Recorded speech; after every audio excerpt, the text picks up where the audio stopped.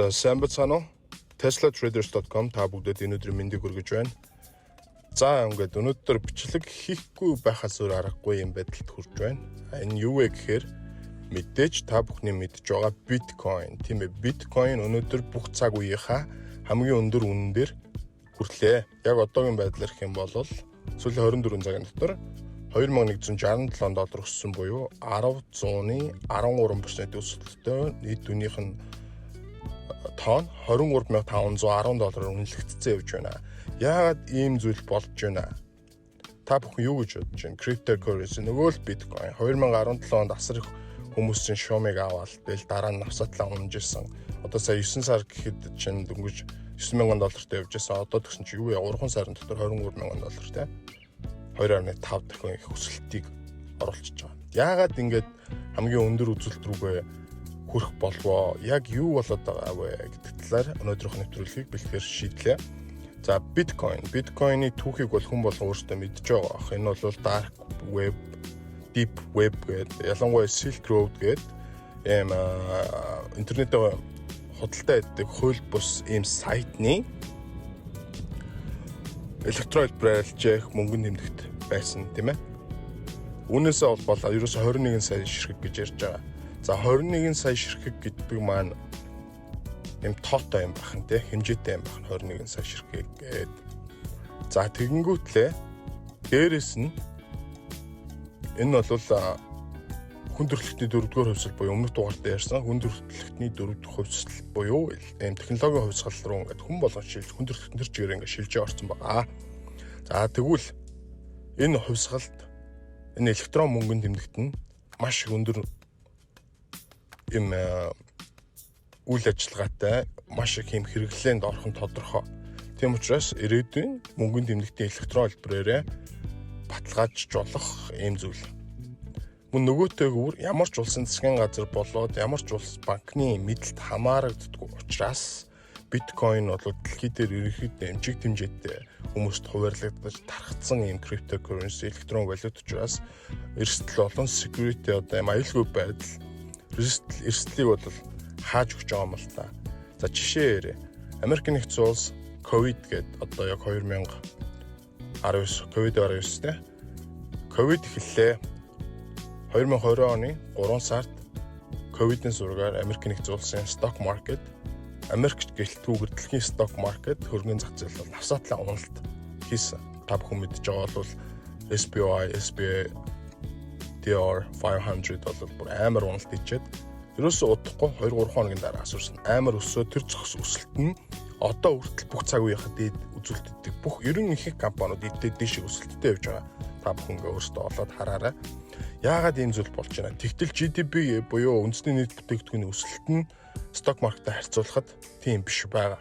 Ер нь энэ хоёрын ойролцоо ингэж явах нь ер нь ямар ч эдийн засаг, ямар ч улс оронд ийм арай бодит тийм зүйл. Гэтэл яагаад ийм зөрүү гарч байна? Үүний учир шалтгаан нь бол 6 сард ил болсон. Яагаад вэ гэх юм бол дэлхийн номер 1 инвестор буюу хөрөнгө оруулагч Warren Buffett гэдэг хүн агаарын тээврийн салбарт байдаг өөрийнхөө American Airlines, Spirit Airlines, Delta Airlines хэмээх онгоцны компаниудын аялал хийдэг энэ компаниудын хувьцаа хөрөнгөний маркет руугаа зарсан. Энэ хүний голчоо болгодог гол индекс, гол шовм нь юу юм бэ гэхээр GDP-гийн харьцаа нь сток маркетын харьцаатай ерөнхийдөө уялдаад байх хэрэгтэй. Энэ хитрхи холдоо явчлаа. Ерөнхийдөө их унаа орж ирэх боломжтой гэж үзээд зарлалт хийсэн. Үүний дараагаар бол хүн болгон ингээл айгүй их энэ талаар ярьсан. Тэгэл өөр трейдерүүд залуу гарч ирж байгаа юм трейдерүүд хөрөнгө оруулалтын зах зээл дээр орж ирж байгаа юм шинэ залуус бол Warren Buffett одоо хоцорсон гэл айгүй их ямарсан. Гэхдээ энэ хүний бас нэг талаараа зүв байж болох.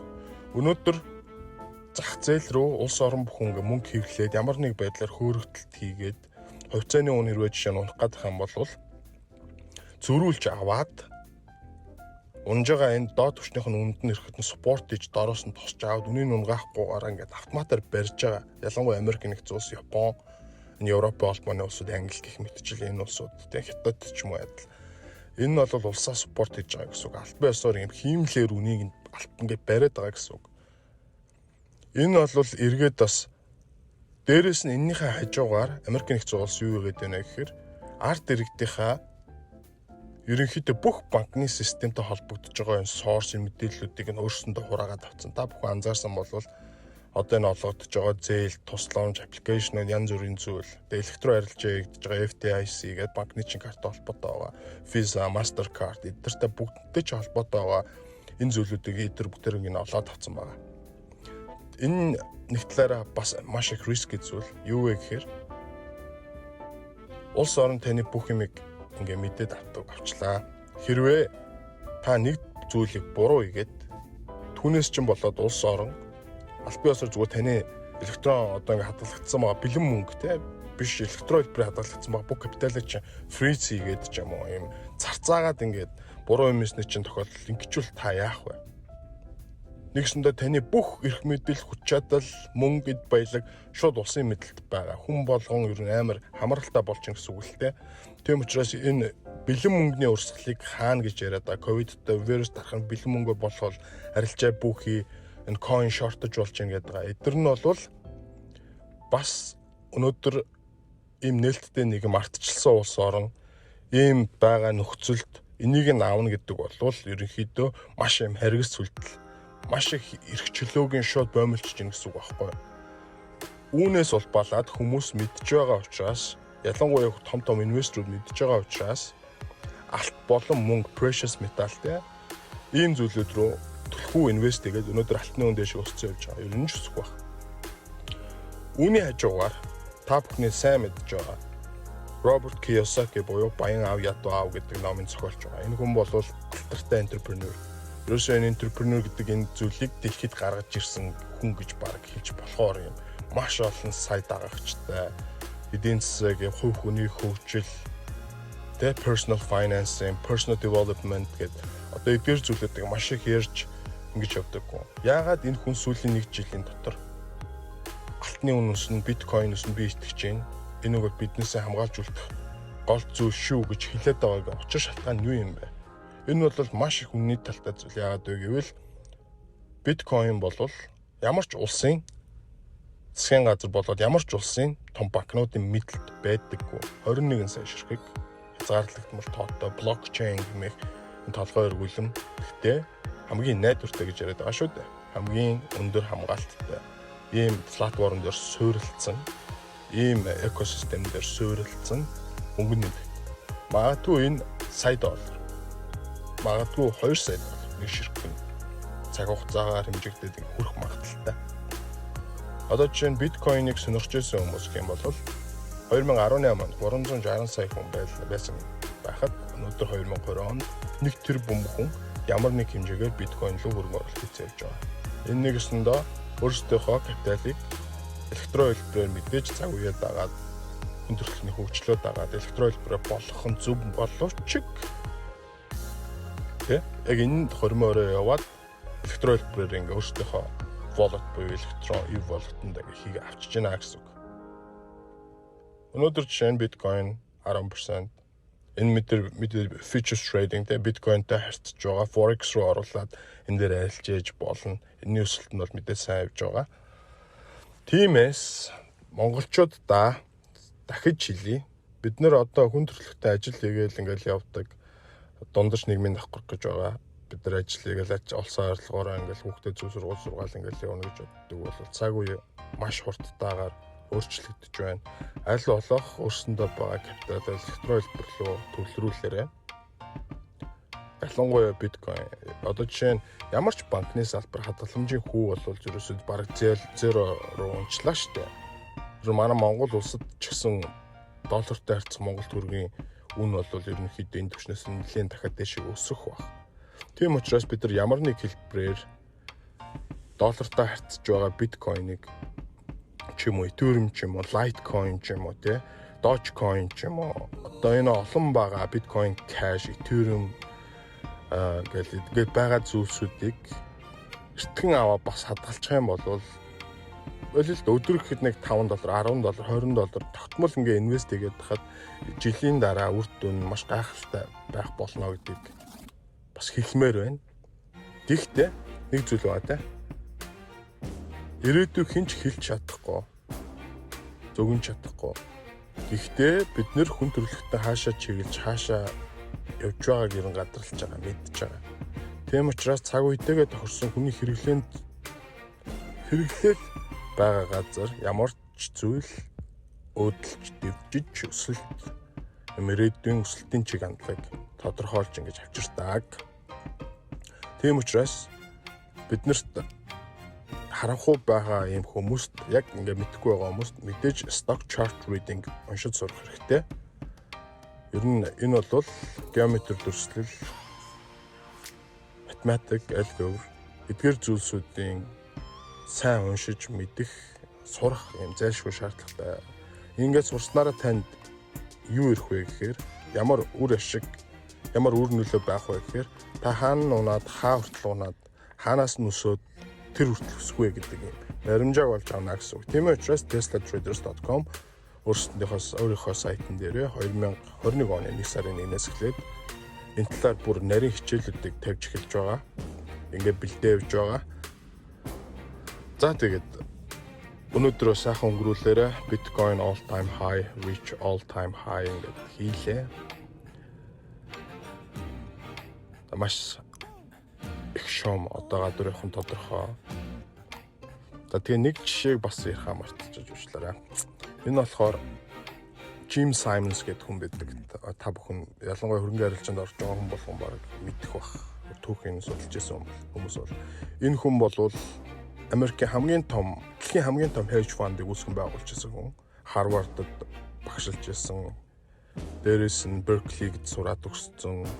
Одоо мөнгийг энэ өөр математикийн хүн байгаа байхгүй юу? Энэ математикийн хүн геометрийн дүрстэй холбогдсон. Одоо жишээ нь хөрөнгөний зах зээлийн гол томьёо одоо энэ дүрслэл, өсвөл, график гэдэг энэ зүйлийг гүн судалсан асар том ерөн загалмаас эцэг гэж хэлж болохоор юм хүн байхгүй юу?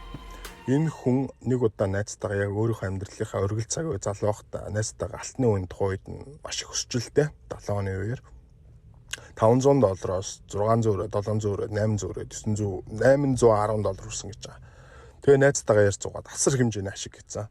Найзтайгаа энэ өстө найз нь гэсэн чинь өстө явж өгнө өстө бодоо болгон дэшиг өстө хэд ч хүрхэн мэддэггүй алцтай амар өсч байгаа гэл. Тэгсэн чинь мань хүн болохоор хэл ботсон байгаа юм л та.